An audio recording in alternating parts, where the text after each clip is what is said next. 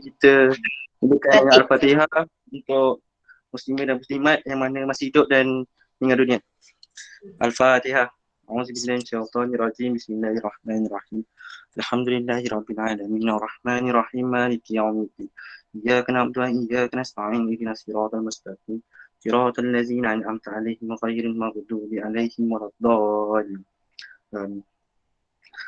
Bismillahirrahmanirrahim. Allahumma iftah 'alaina hikmatak.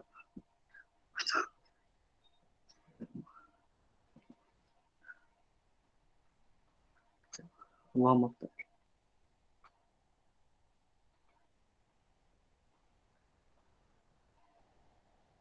Hello, ya Allah, dah hilang. Hello. Cikgu dah hilang. Awak ada. Bacalah. Bismillahirrahmanirrahim. Dengar ke? Dengar, saya dengar. Kat saya loading. Oh. Dah. Teruskan je. Baca yang pendek je. Teruskan je. Bismillahirrahmanirrahim.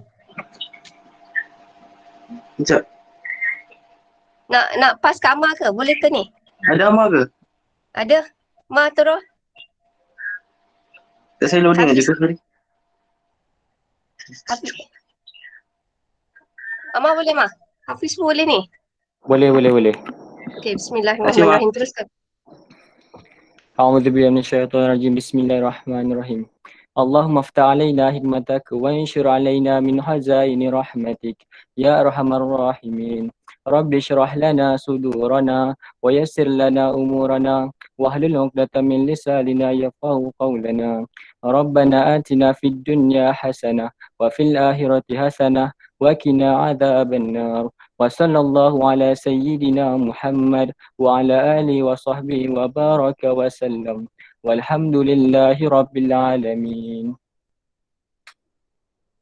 Alhamdulillah. Okay, terima kasih. Alright. So kita mulakan. Sebelum tu saya ada terlupa. Ada satu tau penyakit. Penyakit ni dia ada dalam DSKP tapi tak ada dalam buku teks. Okay.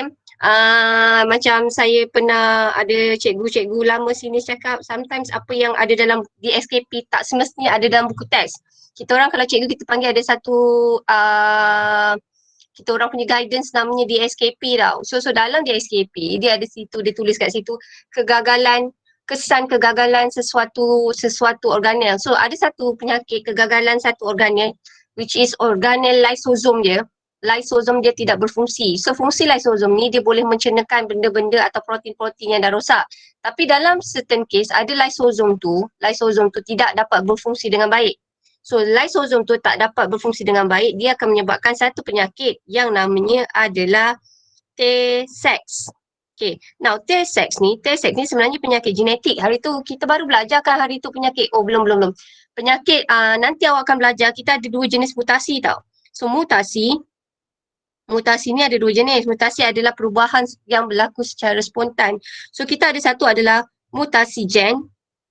Satu lagi adalah mutasi kromosom. Kalau mutasi kromosom, awak ingat nama penyakit yang semua start dengan sindrom. Sindrom Down, sindrom Klinefelter, dan juga sindrom Turner. So kalau mutasi kromosom yang paling famous kita ada sindrom Down, kita ada sindrom Klinefelter, kita ada sindrom Turner.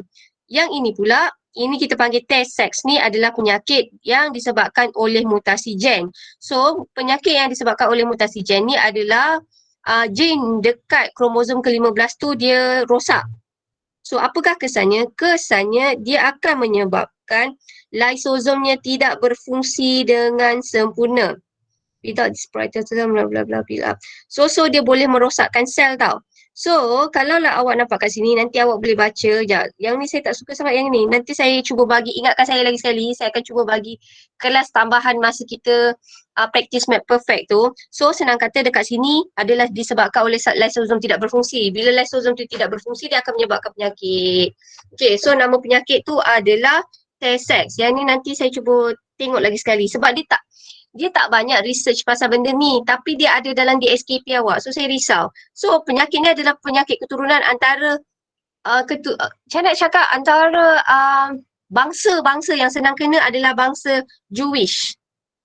Okay, bangsa Yahudi. So Jewish ni adalah Jewish ni ada dekat ada certain tempat tu dia adalah sebagai carrier. Penyakit ni tidak boleh dielakkan.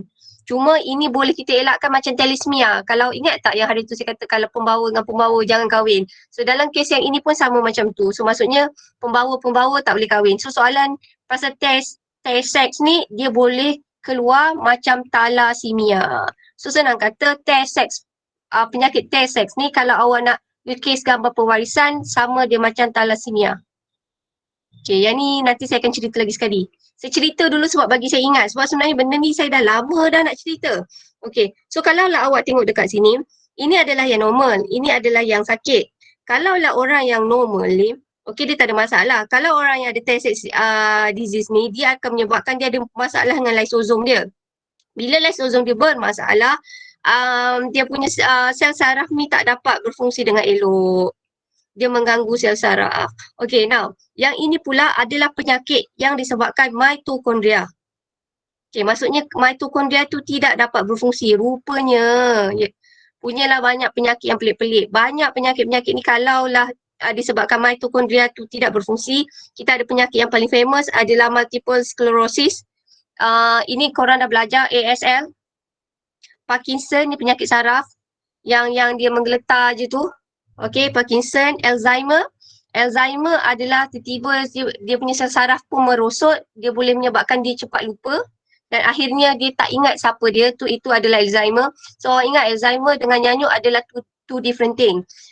Kalau nyanyuk bahasa ini panggil demensia. Alzheimer ni adalah disebabkan sel-sel saraf dia lama merosot. On certain point, orang Alzheimer ni dia tak tahu pun nama dia siapa. Itu adalah Alzheimer. Kemudian ada satu penyakit tu, tengok kat sini Penyakit tu, dia orang buat research, kalau lah mitokondria tu tidak berfungsi dengan baik, dia boleh menyebabkan, ini tak tahu kenapa boleh jadi. Tapi senang kata and suddenly kalau dia orang buat research, dia ada kaitan, kalau lah orang kena epilepsi ni sawan. So sawan ni juga adalah salah satu contoh orang kata akibat disebabkan mitokondria tu tidak berfungsi dengan baik. Autism. Dapat tak? Muscular dystrophy. So ini adalah setengah penyakit yang disebabkan oleh mitokondria dia tidak berfungsi. Senang kata kita nak cakap mitokondria ni kalau tak berfungsi dia boleh menyebabkan penyakit disebabkan faktor-faktor lain. Contoh saya ambil Alzheimer ataupun Parkinson. Parkinson ni adalah disebabkan dia punya neurotransmitter dia tidak berfungsi dengan elok. Budak dia tempat tak belajar lagi ni. Okay, neurotransmitter. Okay, dia tidak berfungsi dengan elok dan juga mitokondria dia tidak berfungsi dengan elok. Ini adalah soalan-soalan yang kebat. So, yang ini saya dah tutup. Ni ASL. Hari tu saya rasa tahun lepas korang pernah tengok kot. Pasal saya rasa korang ada buat pembentangan pasal ASL ni lah. Disebabkan dia punya saraf-saraf dia, saraf motor dia tiba-tiba tidak boleh berfungsi. So contohnya macam Stephen Hawking yang menang Nobel ni. So ini adalah disebabkan sebenarnya otak dia okey, cuma saraf motor dia yang nak buat pergerakan tu tidak berfungsi. So menyebabkan dia lumpuh. Kalau awak tengok Stephen Hawking ni kan dia cakap pakai mesin. Dia ada komputer macam robot. Untuk dia cakap sebab dia punya efektor atau saraf dia, otak dia langsung tak berfungsi. Tapi otak dia boleh berfungsi lagi dengan elok. So Stephen Hawking ni adalah salah satu contoh orang yang ASL yang paling famous sekali. ASL ni juga ada nama lain. Nama lain dia adalah Lou Gehrig. Kenapa nama dia ASL ni ataupun Lou Gehrig ni adalah disebabkan orang pertama yang ada penyakit ni yang diorang jumpa adalah ikut yang ini. Okay, so ini adalah penyakit-penyakit yang disebabkan oleh certain organel tidak dapat berfungsi dengan baik. Okay, so kita teruskan. Now, hari ni kita nak cerita pasal membran plasma. Awak ingat lagi tak? Tajuk ni senang lagi ni. Saya rasa Hafiz pun boleh jawab lagi kot soalan ni. 11 orang je kita hari ni. Kita 9 orang je tapi tak apa. Farhan okey tak? Farhan, thank you so much masuk. Kita tak ramai ni. Tapi saya jalan je sebab saya tahu kadang-kadang awak ni ada naik turun kan. Tapi tak apa. Now, so kita nak cerita hari ni, kita nak cerita pasal bab 3, pergerakan bahan merentasi membran sel. So pergerakan bahan merentasi membran sel, pertama kita nak cerita pasal struktur membran sel. Okay, kedua Kita dah tahu memberansel ni fungsinya adalah, apakah fungsi memberansel sebelum tu? Apakah fungsi memberansel? Siapa tahu apakah fungsi memberansel? Ada yang jawab ke? Tak nak apa ni? Okey. Fungsi memberansel apa?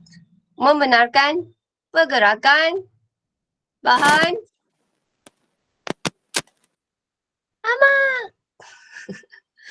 membenarkan pergerakan bahan keluar dan masuk. Demi awak saya cuba dapatkan Aiman sebab Aiman dekat UPHNM tau. Hopefully saya boleh dapatkan dia lah. Okay. Apakah fungsi memberansel? Fungsi memberansel adalah membenarkan pergerakan bahan keluar dan masuk. So pergerakan bahan keluar dan masuk ni kita ada dua jenis. Satu adalah pengangkutan pasif, satu lagi adalah pengangkutan aktif. So kita tengok sini tau. Struktur membran plasma. Membran plasma ni kita nak cakap satu struktur dia, kita panggil dia adalah bendalih mozaik. Struktur dia ni famous, kita kenali sebagai bendalih mozaik. Mozaik tu kenapa? Mozaik tu kita kata banyak benda cantik. Korang tahu tak lantai mozaik? You guys pernah dengar tak lantai mozaik? Kalau saya dulu kata, ui cantiknya mozaik dia, lantai mozaik dia. Pernah tak?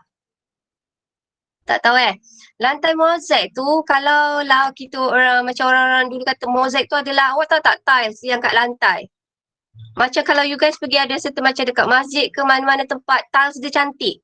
Dia ada macam corak. So kita nak kata kat situ mozaik ni sebenarnya merujuk kepada dia boleh membentuk corak yang cantik. So memberansel ni kalau kita tengok daripada atas, dia boleh tunjuk corak yang cantik. Like this one kan? Dia nampak corak yang cantik. Disebabkan ada banyak benda dekat memberansel tu, kita panggil dia sebagai mozaik. Kenapa kita panggil dia sebagai bendalih? Sebab dia macam agak-agak. Dia fluid. Dia bukannya macam buku. Keras macam ni. Bukan. Dia boleh bergerak-gerak, flowy. Sebab tu kita panggil dia sebagai bendalih mozaik. Okey, disebabkan ada banyak dekat atas memberansel. So apa yang ada dekat atas memberansel tu? Kita ada karbohidrat, kita ada kolesterol, kita ada juga protein. So kita ada dua jenis protein. Satu adalah protein liang, satu lagi kita ada protein pembawa. Macam ni, integral protein. So kalau lah awak tengok kat sini, kolesterol ni apakah fungsi dia? Alright, so kita tengok sini tau. Now, pertama, memberansel ni terdiri daripada dua lapisan. So dua lapisan tu kita panggil dia sebagai duifosfolipid. So dia ada kepala kutub. Ni kan? Saya nanti minta nota. Ada satu nota budak Titan 4, Fazlina kot. Nota dia dalam tajuk ni cantik sangat. Nanti kalau saya boleh share, nanti saya cari balik nota Fazlina tu. Dia rajin buat nota dan nota dia sangat cantik. So ini adalah kepala. Ini adalah ekor. So awak ingat, dekat bahagian kepala, luar ni banyak air. So bila dia menghadap yang kawasan yang banyak air ni, katakanlah ini semua air, kepala ni kita kata dia sebagai hidrofilik atau hidrofobik. Ataupun saya tukar soalan, kepala ni suka air atau tak suka air? Dia menghadap air. Kalau rasa bahagian kepala ni yang menghadap kawasan banyak air, dia suka ke tak suka? Hidrofilik, suka air. Yeah, very good Ahmad. Ini adalah hidrofilik. Masuk hidrofilik suka. Kalau awak suka dekat Luqman, hidrofilik. Kalau awak fobia dekat Luqman, kita panggil dia sebagai fobia. So, kalau kepala, kita panggil dia adalah sebagai hidrofilik.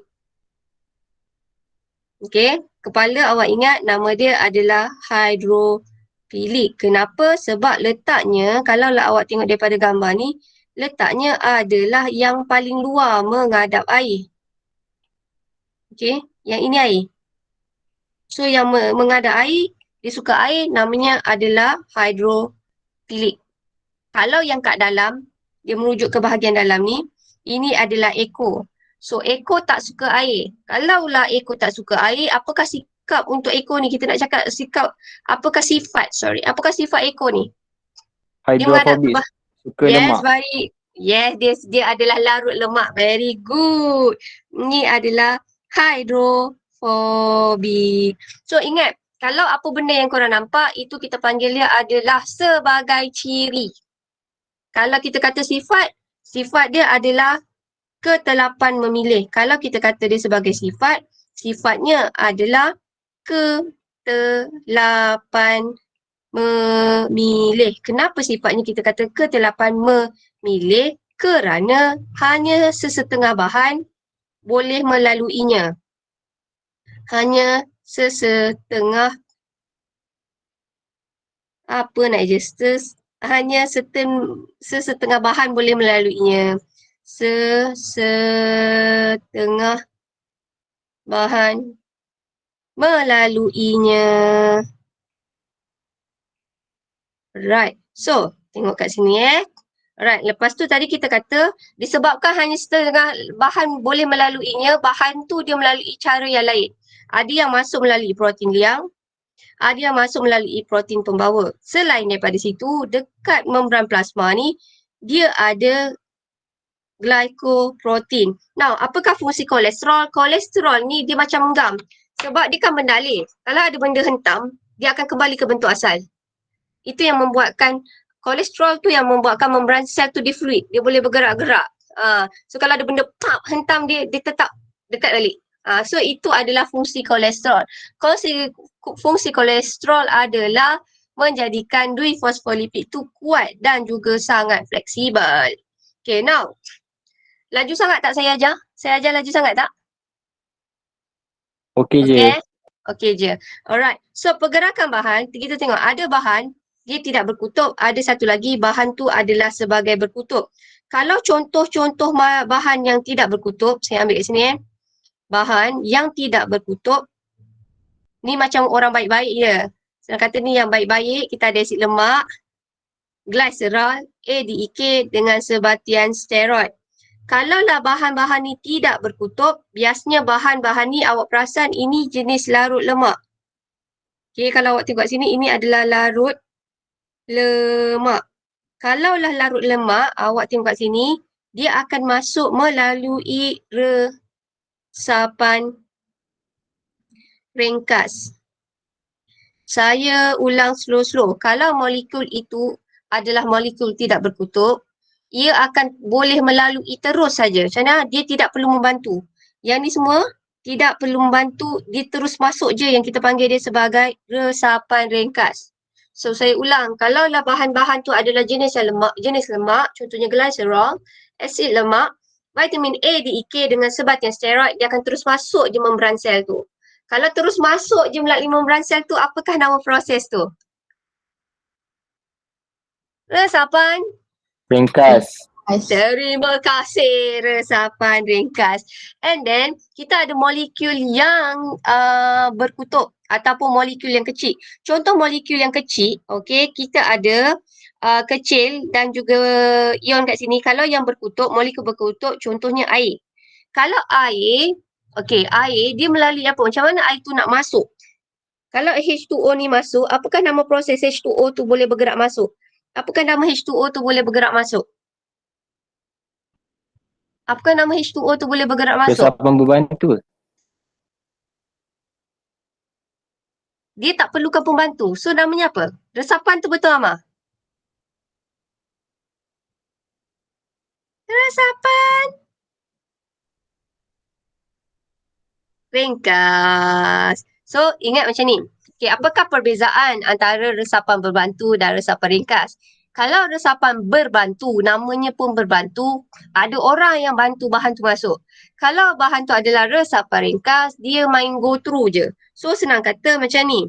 Kesimpulannya, bahan-bahan yang larut lemak atau tidak berkutub, contohnya adalah asid lemak, glycerol, vitamin A, DEK, sebatian steroid dan juga air, dia masuk melalui resapan ringkas. Okey. Tapi jika ia adalah molekul besar, okay, dia adalah molekul besar, dia perlukan pembantu untuk masuk. So, cara dia masuk adalah melalui resapan berbantu. Okay, siapa yang bantu GA ni masuk? Glukosa dengan asid amino ni masuk. Siapa yang boleh bantu glukosa dengan asid amino? Protein pembawa. Hai, hebat. Protein pembawa.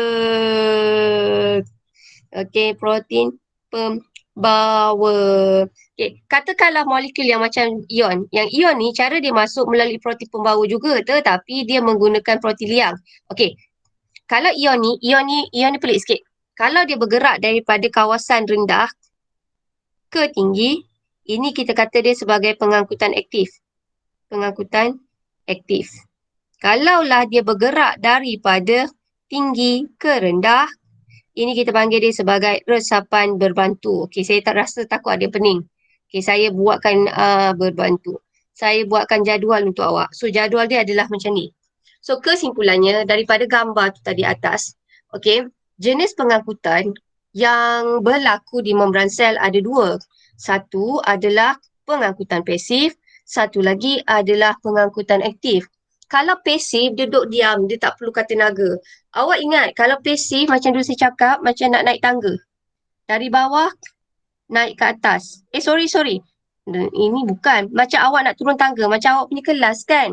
Bila nak turun senang, maksudnya daripada kawasan kepekatan tinggi ke kawasan kepekatan rendah, pak, turun.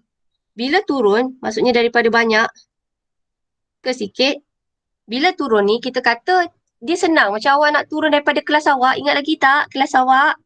So, kalau awak nak turun kelas, turun tu senang. Bila senang, kita tak perlukan tenaga. Kenapa? Sebab dia bergerak daripada kawasan tinggi, kepekatan tinggi, ke kawasan molekul, kepekatan molekul tu adalah rendah. Maksudnya daripada kawasan molekul tu banyak ke kawasan molekul itu sedikit.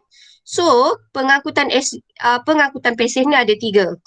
Kalau dia tak perlu pembawa langsung, namanya resapan ringkas. Tadi, apakah molekul-molekul yang boleh diangkut melalui resapan ringkas tadi? Berdasarkan gambar tak ke atas tadi, apakah molekul-molekul yang boleh diangkut melalui resapan ringkas? Vitamin A, D, E, K. Yes, vitamin A, D, E, K. Lagi? Ada lagi tak? Asid lemak. Ya, asid lemak. Mana Fatin? Minggu lepas jawab. Lagi? Sebatian steroid. Yes, steroid. Lagi?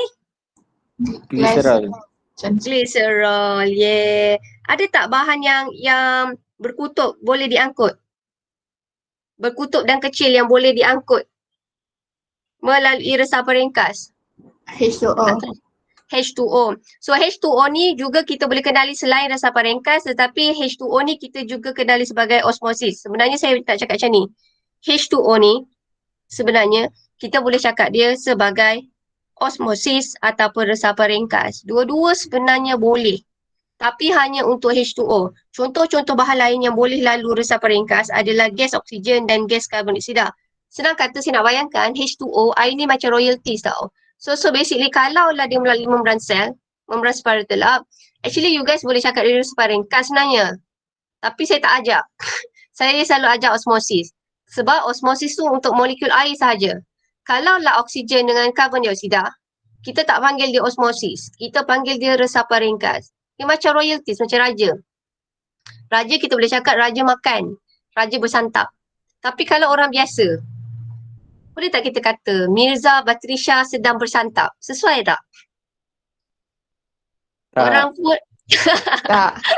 tak, orang pun macam apalah pelik sangat. Macam itulah. So dalam kes ni pun sama tau. Molekul air tu sebenarnya kita boleh cakap proses resapan ringkas juga. Tapi sebab H2O ni is very special untuk biologi, kita panggil dia air tu bergerak secara osmosis. Okay. Sebenarnya air tu boleh bergerak secara resapan ringkas juga. Tapi selalunya saya cakap air tu osmosis sahaja. Okay. Right. So kalau resapan berbantu ni untuk siapa? Resapan berbantu ni apakah contoh-contoh bahan yang melalui resapan berbantu? Glukosa, asid amino.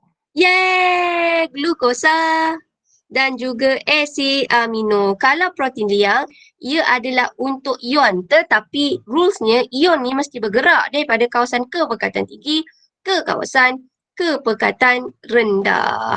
Nah, kalaulah dia pengangkutan aktif. Pengangkutan aktif ni memerlukan tenaga. Sebab macam korang, macam puasa kan, tak larat. Korang macam nak pergi mendaki korang punya kelas dekat blok form 6 paling atas tu. Kalau lah korang dah lah tak sahur, puasa kan. Mesti korang rasa macam tak larat. So basically kalau kita nak buat something yang melawan cerun kepekatan, against concentration gradient, kita memerlukan tenaga. So kita nak melawan tu, nak naik atas. So kita perlukan tenaga. So kesimpulannya pengangkutan ni ada dua jenis. Satu adalah pengangkutan pasif dan satu lagi adalah pengangkutan aktif. Now, yang ini saya hari tu tak ajar sangat dekat awak tahun lepas, ingat saya. Now, yang ini ada satu tajuk, ada soalannya dekat Practice Make Perfect, PMP, kelas PMP, ada satu soalan tu, dia kata, apakah kesan jika macam-macam, okey, ada satu soalan Amsyah ada tanya saya, tapi saya boleh jawab. Macam ni, pengangkutan aktif ni, dia bergantung kepada aras oksigen. Soalan saya, kenapa pengangkutan aktif ni bergantung kepada oksigen?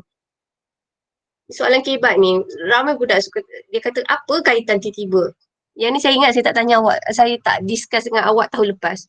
Kenapa pengangkutan aktif? Berdasarkan kat sini, dia kata macam dia bergantung kepada oksigen. Dia bergantung kepada kalau oksigen tu banyak, kalau oksigen banyak, so pengangkutan aktif tu boleh berlaku dengan efisien.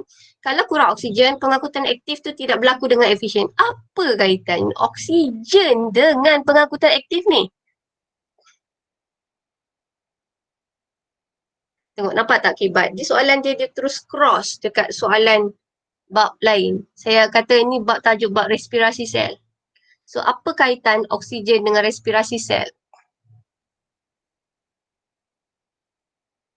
Ni macam cross tau. Macam saya nak kata soalan biologi ni kalau awak tengok cerita movie Marvel. Dia cross sana sini. Dalam cerita tu ada Hulk, dalam cerita tu ada Captain America and then banyak benda. So saya tanya Rizali, kenapa pengangkutan aktif ni dia perlukan oksigen? Saya kata oksigen ni ada kaitan dengan respirasi sel. Apa kaitan respirasi sel dengan pengangkutan aktif? Apa perkaitan respirasi sel dengan pengangkutan aktif?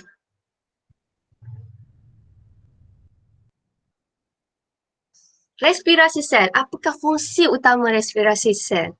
Respirasi sel boleh dibahagi kepada dua, respirasi aerob dan satu lagi respirasi anaerob, respirasi fermentasi. So dalam kes ni saya ambil respirasi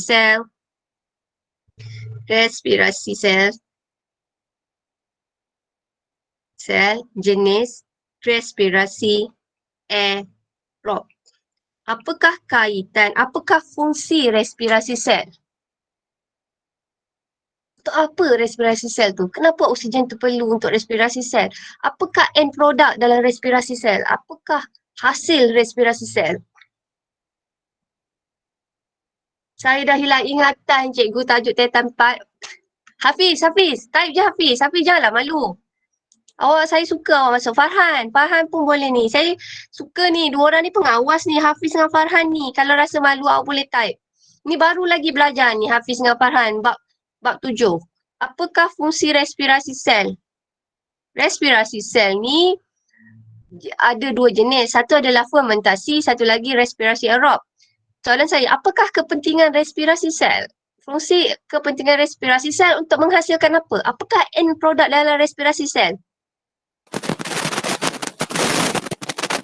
Dia start huruf E.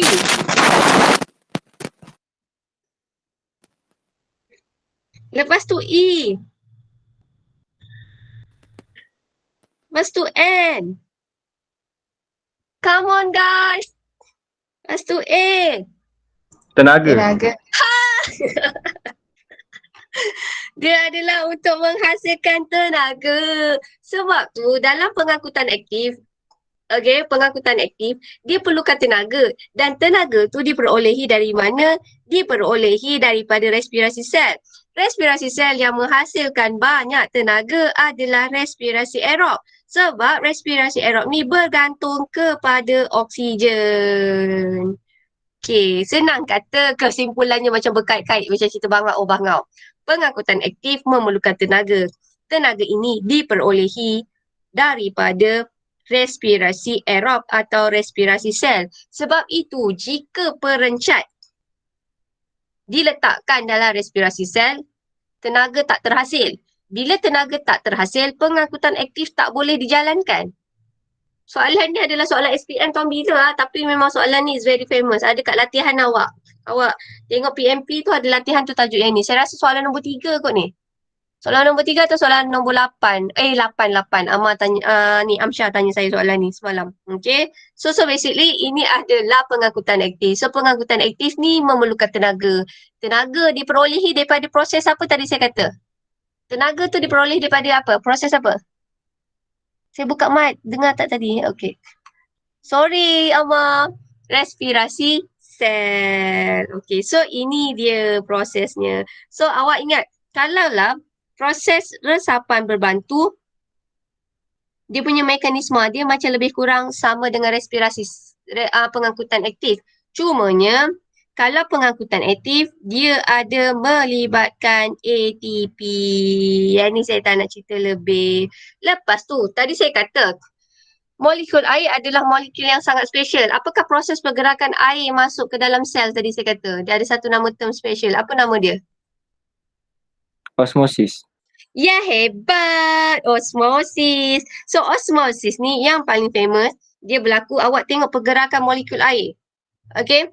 Kalaulah awak tengok ni kan, dia meletup. Kita tengok sini. Kalau dia meletup, ini burst. Dia meletup ni kan. Dia kembang dan pecah. Awak rasa molekul air tu meresap masuk atau meresap keluar? Gambar ni. Meresap. Respirasi stres. Yes, meresap masuk. So, kalau dia meresap masuk adalah disebabkan molekul air H2O dekat luar ni adalah sangat banyak. Bila H2O kat luar ni sangat banyak, kita kata larutan yang banyak molekul air ni kita panggil dia sebagai hypotonik atau hypertonik. Hypotonik atau hypertonik.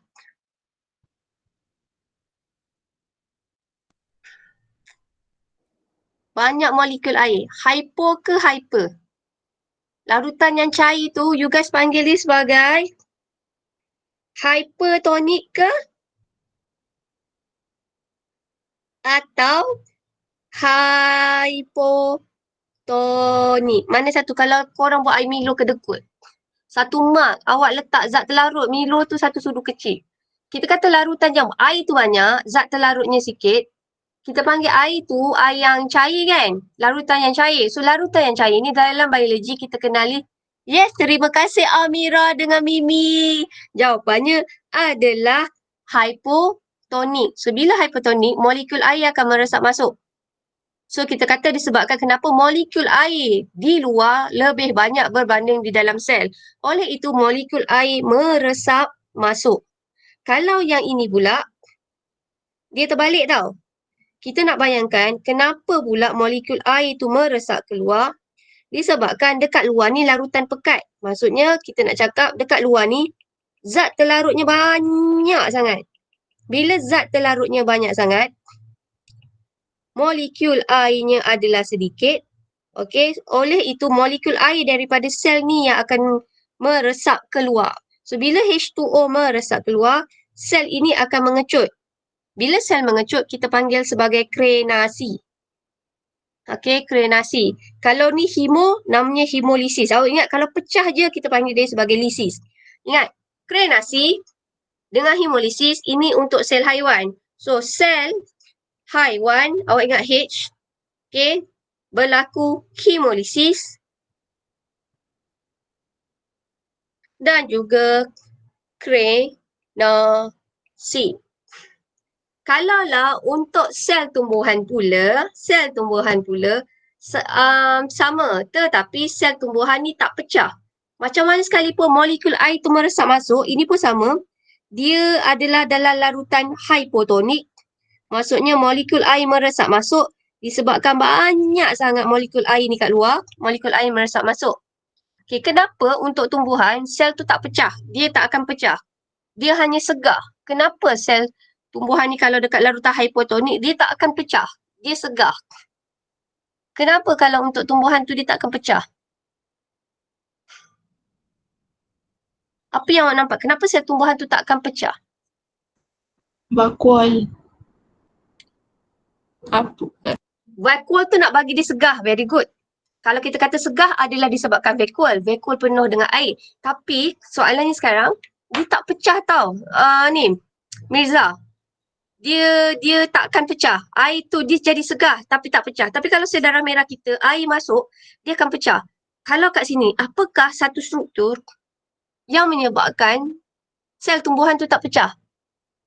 Sebab sel tumbuhan ada apa? Apa yang ada pada sel tumbuhan tapi sel haiwan tak ada? Dinding sel Amira. Thank you so much. So disebabkan dinding sel. Okay. Tadi macam Mirza cakap lebih kurang betul tapi tak menjawab soalan sikit. Macam siapakah nama awak? Umur saya 17 tahun.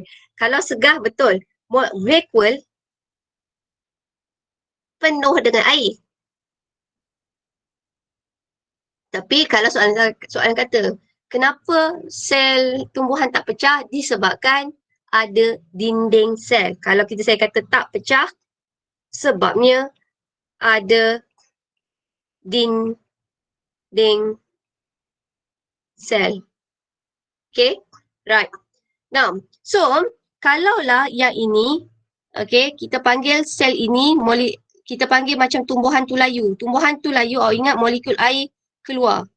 Ataupun dia kekurangan molekul air. So, bila molekul air tu keluar, kita panggil dia sebagai flaccid. Ataupun proses itu adalah panggil plasmolisis. Apa beza plasmolisis dengan satu perkataan yang kita panggil diplasmolisis?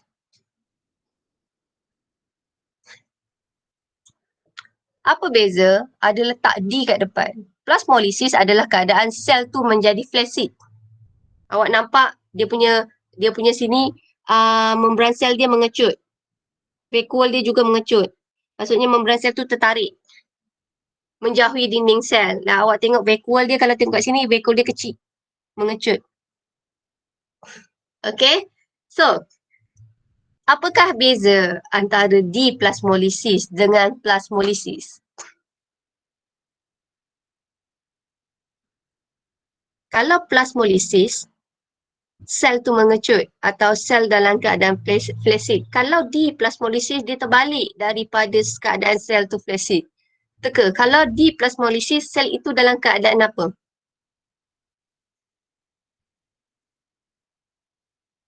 Lawan kepada sel flaccid. Segah, very good. Okay, tapi diplasmolisis ni, dia ada syarat dia tau. Syarat dia macam ni. Syarat dia, awak tak boleh cakap kalau sel segah tu dia mengalami diplasmolisis. Bukan. Macam ni. Katakanlah awak balik kampung. Tumbuhan tu layu. Lepas tu katakanlah ni layu. Layu lah. Lepas tu awak siram air. Asalnya awak nampak dia layu. Pokok ni layu adalah disebabkan sel itu flaccid. Bila awak siram air, pokok tu jadi segah. Bila pokok tu jadi segah, daripada flaccid menjadi segah, kita kata pokok itu mengalami diplasmolisis. Tetapi, kalaulah pokok tu dah memang segah, tak ada perubahan, kita tak boleh panggil dia diplasmolisis. So, kesimpulannya, kalaulah daripada sel itu flaccid, mesti flaccid dulu. Okay, kita letak air, dia jadi segah balik. Keadaan itu kita panggil dia sebagai diplasmolisis. Contoh paling senang, daripada pokok layu jadi segar balik. Sel tu, proses yang berlaku pada sel, kita panggil dia sebagai diplasmolisis. Macam ni lah. Okey, sel mengalami diplasmolisis. Okey, ni boleh baca. Dan satu lagi saya nak ambil ni, proses pengawitan makanan. Ingat tak tahun lepas kita buat pengawitan makanan, banyak buat jeruk tu. Kalau kita buat jeruk, satu jeruk tu, larutan garam, gula tu sebenarnya larutan yang apa? Katakanlah korang buat jeruk. Dekat luar ni korang letak garam, gula. Kawasan yang kat luar banyak garam-garam dan gula ni, larutan ini kita panggil larutan apa ni? Garam hypertonik. Very good. Hypertonik. So bila dia hypertonik, itu yang menyebabkan katakanlah ni jeruk, molekul air tu dia akan meresap keluar. Bila molekul air tu meresap keluar, jeruk tu, sel jeruk tu akan jadi apa? Sel dia flaccid ke segah? Korang rasa kalau jeruk, korang makan jeruk, Buat Flaccid. jeruk tu. Yeay! Kita kata sebagai flaccid. Kan lembik kan jeruk. So kita panggil dia adalah sebagai flaccid. Dan satu lagi, kenapa kita buat pengawitan makanan selain menggunakan konsep osmosis sebenarnya kat situ, bila molekul air tu meresap keluar, sebenarnya ia juga adalah melibatkan proses pengawitan makanan. Kenapa pengawitan makanan? Bila sel tu kurang air, keadaan sel yang kurang air, kita kata sel itu adalah dehydrate ataupun kontang. Bila dia kontang, kita kata jeruk mangga tu lebih tahan lama disebabkan sel itu kontang. Apakah kebaikan sel tu kontang? Makanan tu tahan lama. Okay, so kenapa dia tahan lama? Sebab bakteria dengan kulat ni, orang kata tiada pertumbuhan bakteria dan kulat. Okay, so senang kata, gula dan garam ni sebenarnya adalah bahan pengawet. Kita tak cakap bahan pengawet semua tu jahat. Ada bahan pengawet semula jadi, iaitu adalah garam, gula dan juga cuka. Yang ni ada dalam nota awak. Dalam awak punya nota KBS tu pun ada. Saya nak cerita satu je. Yang ni, macam kalau lah, saya rasa saya cerita banyak kali dengan budak-budak kalau korang sukan kan. Kan biasa cikgu-cikgu awak kan akan belikan air isotonic which is air 100+. Ataupun kalau korang penat sangat, diorang akan belikan awak air mineral tau. Macam air gaun kot saya tak silap. Air dalam botol tu ada beza tau. Satu adalah air minuman kot saya rasa. Satu lagi adalah air mineral. Kalau saya tak silap awak tengok ingredient kat belakang, saya takut saya silap. Kalau yang air biasa tu, air minuman biasa tu, air tu macam daripada ditapis je tau. Daripada air pipe ditapis. So you guys terus minum. Kalau air mineral, dalam air mineral tu ada garam mineral sedikit. So garam mineral tu actually air yang begitu bagus sikit. Sebab dia boleh menggantikan garam-garam yang hilang. Okay. Sebab tu kalau orang sukan, biasanya orang sukan ni sangat dikaitkan dengan isotonik which is air 100+. So air 100+, contoh air 100+ ni adalah air isotonik. Kenapa kita kata air isotonik? Sebab dalam tu ada garam. So senang kata tadi saya cakap saya tak cerita satu jenis larutan namanya isotonik. Isotonik adalah this one. Pergerakan bahan air keluar dan masuk adalah sama. Dia bukan tak ada pergerakan air. Air itu bergerak masuk. Dan juga air tu bergerak keluar. Biasanya air yang korang minum tu adalah air isotonik kalau sukan. Ataupun korang kena cerit berit, doktor akan bagi garam yang macam ni. Korang pernah tak minum ni? ORS ni. Orang cerit berit dia banyak kehilangan mineral tau dan air. Biasanya doktor akan bagi ni. Pernah tak ORS ni? So ORS ni bagus, dia adalah air ada garam. Ataupun orang kena drip. Orang yang kita drip tu, kita panggil dia larutan selin tau. Maksudnya orang yang kena drip tu, dia ada garam. Kenapa orang yang drip pergi hospital tu kita tak letak air suling? Yang dalam botol tu sebenarnya bukan air suling. Yang dalam botol tu, dalam ni kan sebenarnya ada garam sikit. Ataupun kita panggil dia sebagai larutan isotonik. Dengan darah kita. Kenapa dia tak bagi air suling? Kenapa dia bagi larutan isotonik yang dia dripkan dekat pesakit tu? Why? Apa jadi kalau dia ganti dengan hypertonik? Dengan larutan hypotonik which is air suling. Hypotonik. Apa jadi kalau doktor tu tersilap, dia drip awak bukan pakai larutan garam yang isotonik tu. Dia pakai air hypotonik iaitu air suling. Yang memang ada molekul air je, tak ada molekul air. Tak ada molekul garam langsung. Apa jadi dekat awak? Apa jadi pada sel darah merah awak? Kembang. Yeah, dia akan kembang. So senang kata kenapa doktor kalau drip dia pakai isotonik ataupun larutan selin tu adalah disebabkan dia nak maintain bentuk sel darah merah tu dui cekung. Bila dia dalam keadaan dui cekung, dia boleh angkut oksigen dengan efisien. Sebab tu kalau orang drip, tak pernah korang dengar dia akan drip korang pakai air suling. Mesti dalam larutan tu ada sedikit garam. Or maybe kadang-kadang dia ada bagi sedikit gula kalau orang yang terlampau hypo. Kalau orang hypo pun dia drip tau. Kadang-kadang dia hypo dia ada bagi sikit gula. Tapi kalau orang yang flat macam orang main sukan. Saya ingat dulu adalah yang main sukan sampaikan dia tak minum air and then pergi klinik. Doktor drip dia air. So sebenarnya yang dia drip tu dalam tu ada sedikit garam. Okay, so larutan tu kita panggil dia sebagai larutan selin. Sebenarnya saya nak cerita ni. Liposome. Liposome ni adalah satu teknik baru tau. Okay, liposom ni senang kata dia tiru struktur membran sel. Yang ini awak nampak dia macam lapisan dui fosfolipid. So senang kata liposom ni apa? Liposom ni macam bentuk artificial membran sel. Tapi dia dalam bentuk spera. Tengah-tengah tu dia bawa benda. Contohnya maybe kat sini dia bawa ubat-ubatan ataupun nutrien ke kawasannya. Ke kawasan spesifik. Senang kata liposom tu macam carrier. Dekat tengah-tengah dia ada ubat. Dia bawa nutrien tu ke kawasan yang spesifik. Kenapa dia pakai liposom? Sebab dia tak nak bagi nutrien tu larut. Dia nak bagi nutrien tu memang terus sampai spesifik ke kawasan yang dia nak. Biasanya kadang-kadang kita guna adalah untuk kosmetik. Okay, so senang kata liposom ni digunakan dalam bidang perubatan untuk bawa nutrien ke organ sasaran.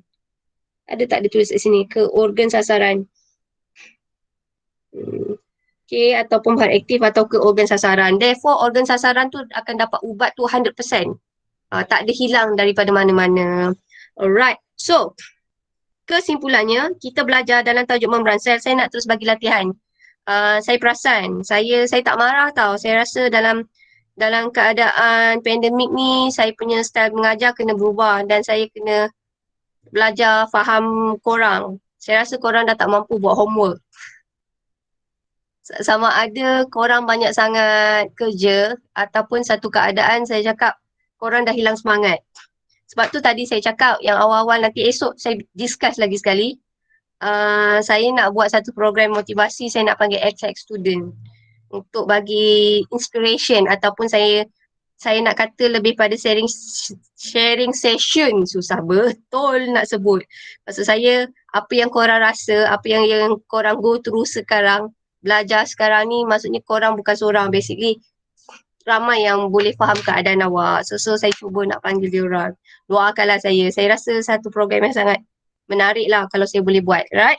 Now, so kesimpulannya dalam pergerakan bahan merantas membran plasma, sebenarnya kita cerita 4 cerita. Satu kita cerita adalah struktur membran plasma. Kat luar tu ada, kita panggil bendalis sebab dia ada banyak benda yang bersepah atas tu. Kita ada protein plasma, kita ada karbohidrat, protein plasma pula kita ada protein pembawa, kita ada kolesterol. Lepas tu kita ada pergerakan bahan. So pergerakan bahan tu dia ada 2 jenis. Satukah yang memerlukan tenaga? Pengangkutan pasif ke pengangkutan aktif? Mana satukah yang memerlukan tenaga? Mana satu yang memerlukan tenaga?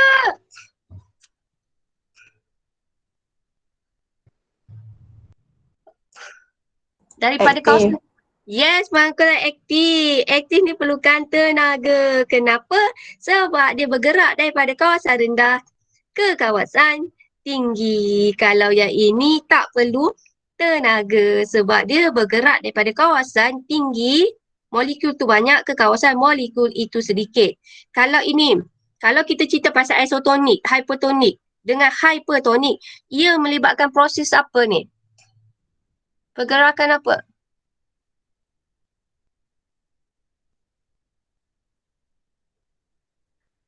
Molekul apa yang terlibat? Yang keluar masuk tu.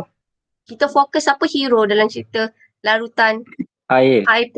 Yes, very good. Air. So, kalau kita cerita pasal larutan isotonik dengan hypotonik, ia melibatkan kalau air kan, royalties. Apakah nama proses tu?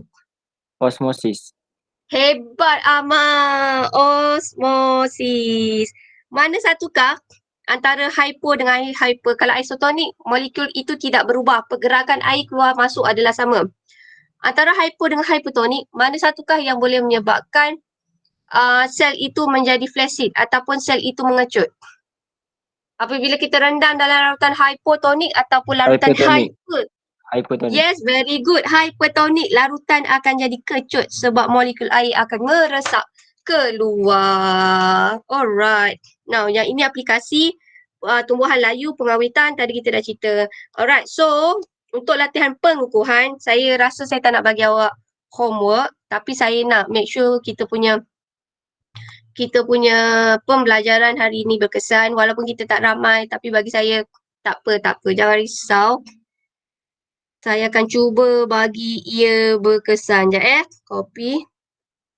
Sekejap Saya bagi dekat link awak. Awak kat mana ni? Sekejap. Hey. Sekejap.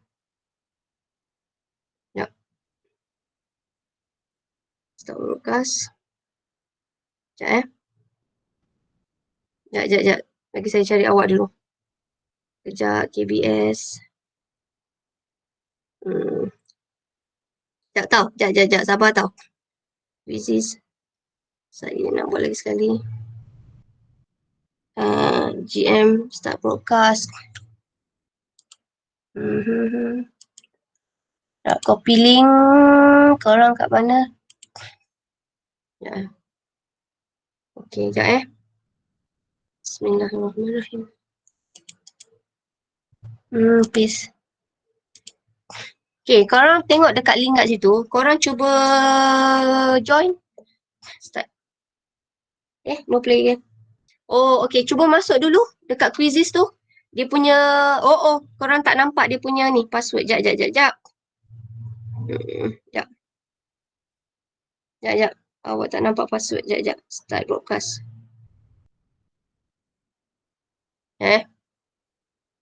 Okay, password dia korang klik kat situ. Password dia adalah 91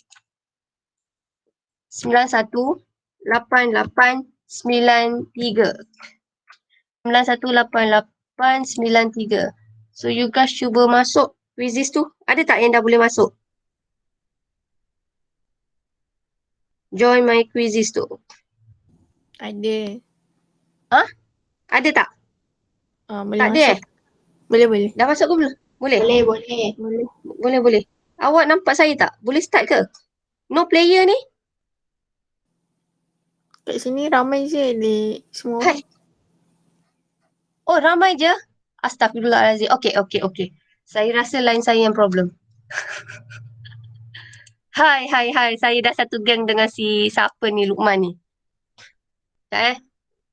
Bismillahirrahmanirrahim. Ramai je? Macam mana nak tekan start ni? Bismillahirrahmanirrahim. Sekejap Mardiana. Sat. For student. Saya nak tukar jadi dia punya live. Sekejap, sabar. Mardiana. Start. Okay, saya belum start game lagi kan? Belum. Sekejap, saya nak start ni. No player dia kata. Kenapa dia kata saya no player? Subhanallah, walhamdulillah, wala ilaha illallah. Sekejap. No player, kenapa dia kata no player ni? Any device, share. Saya memang share kan? Waiting. Sekejap. Bismillahirrahmanirrahim. Sabar Quizzes. Sekejap.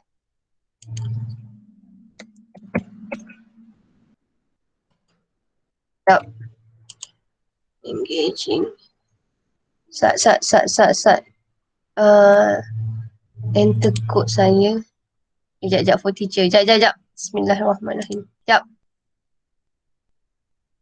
For teacher. Enter code. Sekejap. Saya dah ada. Sekejap. Login with Microsoft Word. Okay, login. Yup. User not found. Sabar Sekejap. Subhanallah, walhamdulillah. Hayya. Enter. Join. 918893. Okay, join. Sekejap. Busy. Saya nak jadi host. Saya bukan nak jadi player. Sekejap. Saya bagi yang baru. Sekejap. Saya bagi baru. Sabar. Saya nak kena juga main game ni. Sebabnya nanti saya tak tahu korang faham ke tak. Tapi internet dia tidak memberi kerjasama. Macam tadi lah belajar online kan. Sekejap end dulu. Ayo, show want to end. Sekejap. No player. Kenapa dia kata no player ni? Join copy. Saya dah join copy. Sekejap. Nope. Exit page. Pause snap. Sekejap. One more time Bismillahirrahmanirrahim. One more time. Add activities. Bismillahirrahmanirrahim. Sekejap.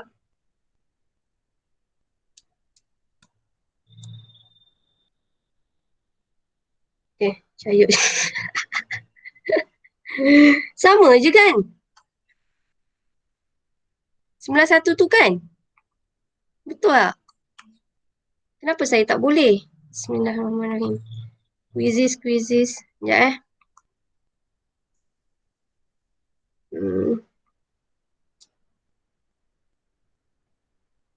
Sekejap. Get start. No player. Waiting to join. Sekejap. Bismillahirrahmanirrahim. Sekejap. Si Cash dah tanya dah. Cikgu buat esay ke? Sabar Rajinlah Cash tu. Dia semua subjek dia hantar ke Cash tu? Dia sangat rajin. Dan sometimes saya fikir macam mana nak dapatkan kerajinan tu.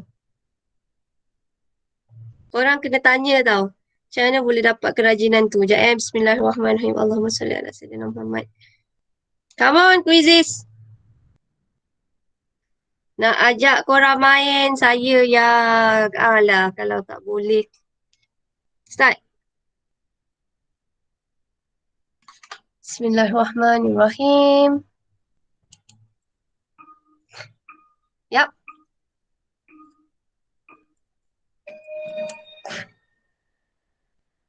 Okay. Korang dah jawab belum?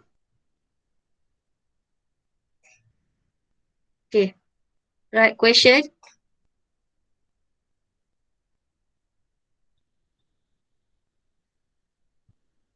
Yap.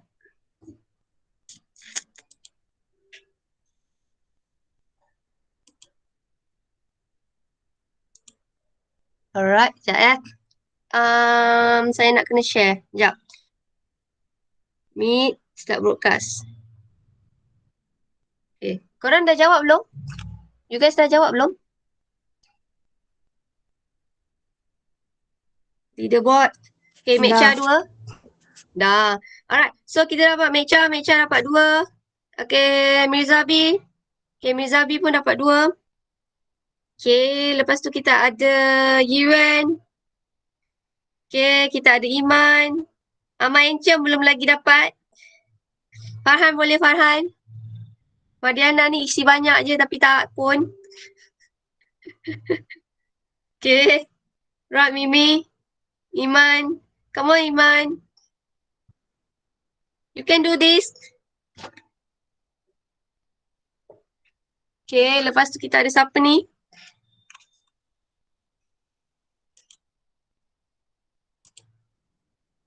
Zoom. Okay, Mirzabi dapat 1. Susah soalan dia. Saya tak tengok soalan ni. Saya bagi link je. Saya tahu nampak soalan tu. Okay, Mirza lead. Nombor 2 kita ada Mecha. And then kita ada Yiwen. And then kita ada Iman. Come on Iman dah 3. Okay, kita ada siapa ni? Farhan, kamu Farhan. Farhan boleh Farhan. Farhan jangan segan tau. Korang awak punya sini ni semua baik-baik. Soalan dia panjang-panjang ni. Okay, sejenis pergerakan molekul merentasi membran plasma diterangkan dalam maklumat berikut.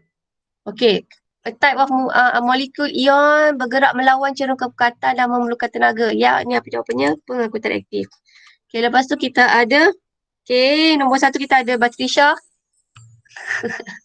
Mirzabi. Okay. And then kita tengok. Okay, Rajah 3 menunjukkan pergerakan molekul merentas membran plasma melalui satu proses. Okay, awak tengok kalau dia bergerak daripada kawasan kepekatan tinggi ke kawasan kepekatan rendah, memerlukan protein pembawa. Ini adalah pengangkutan berbantu. Okay, so apa saya jawab ni? Okay, so kita teruskan. Next. Okay, Raja satu menunjukkan satu sel adalah air suling. So, awak ingat air suling ni adalah larutan hipotonik. So, molekul air meresap masuk itu adalah osmosis.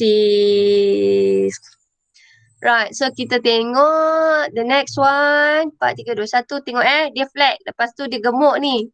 So, ini adalah molekul air meresap masuk. Air suling awak ingat hipotonik.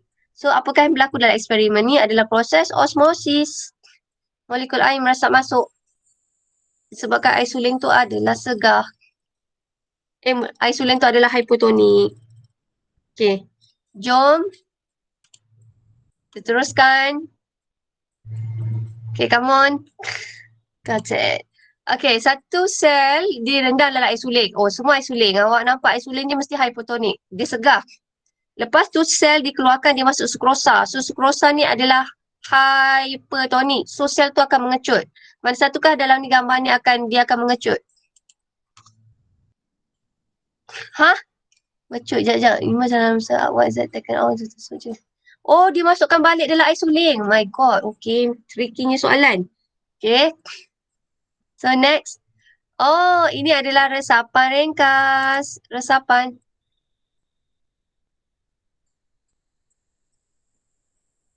Okay. Kita teruskan. Tapi banyak salah. Kuis ni bagi saya nervous lah. Raja 6 menunjukkan pergerakan molekul Y merentah membran plasma. Apakah kesimpulannya? Resapan, molekul Y bergerak melalui resapan membantu.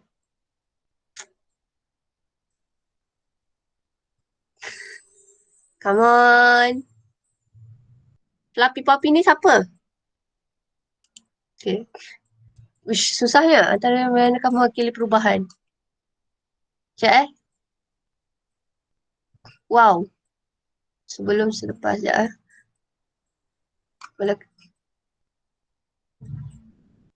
Oh, saya tak tahu ni. Saya tekan ni.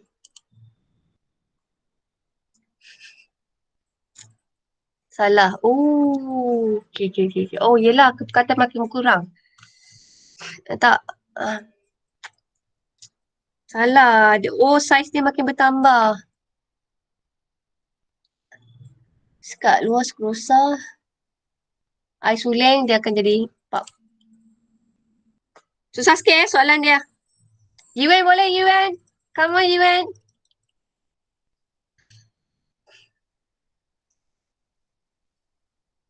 Okay, Mirza, Ali.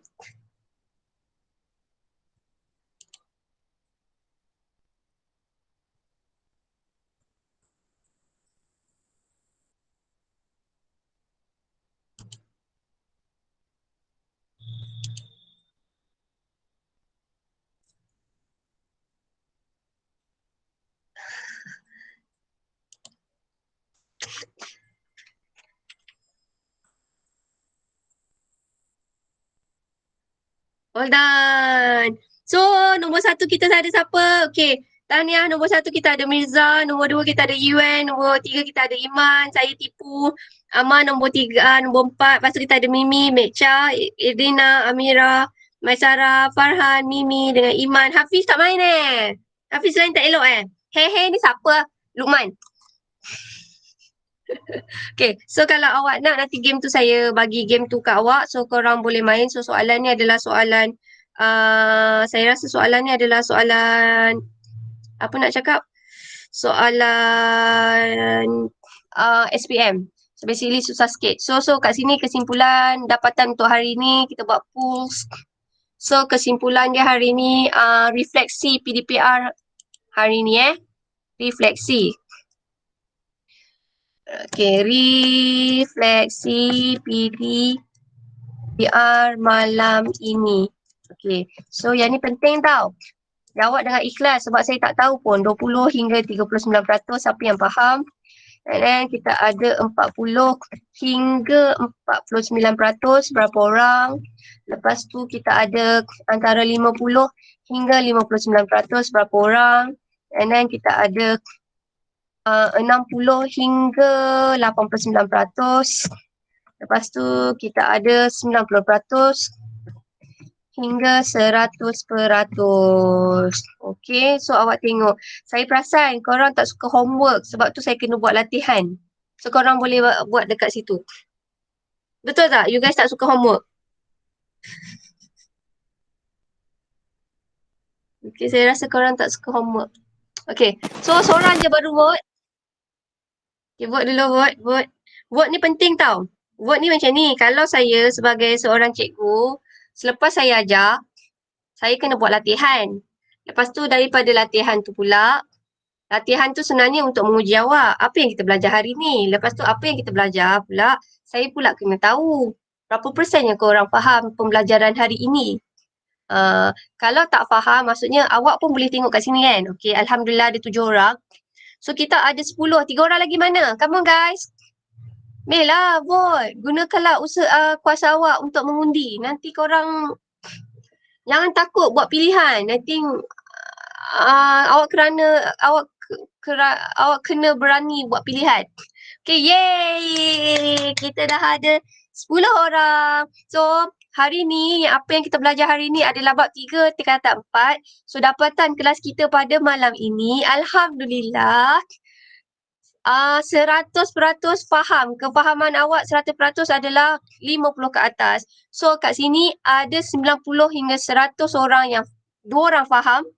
Alhamdulillah, 5 orang kefahaman awak antara 60 hingga 89. Dan satu lagi kita ada 50 hingga 59. Alhamdulillah. Lepas tu saya nanti kalau awak rajin, saya bagi ada lagi satu quiz. Korang boleh buat quiz tu lagi sekali. Okay, so saya bagi quiz tu, ada satu quiz tu, dia dalam bentuk chatting tau. Yang ni Cikgu Laili ajar saya. Dia kata budak sekarang, dia katalah saya pun duduk cakap dengan dia, macam mana budak Puncak Alam kan. Dia kata sama je, macam korang. Maksudnya satu, Malaysia menghadapi masalah tengah, mood tu tengah down. So basically, bio team. Basically, kita orang tengah fikir macam mana nak bagi korang buat latihan, tapi latihan tu tak nak bagi korang copy link Tapi latihan ni macam, copy link. Latihan ni tak nak bagi korang pening sikit. Copy, saya bagi dekat klinik biospatial, nanti saya bagi lagi satu. Okay, so bila-bila awak free dia ada 10 soalan. Lepas tu saya perasan, korang punya penat, korang nak buat soalan kertas yang saya kata Ovigah je dengan cash je yang tengah semangat yang sanggup buat 40 soalan. Maksudnya soalan objektif pun korang nak buat 40 soalan pun macam tak ada mood nak buat.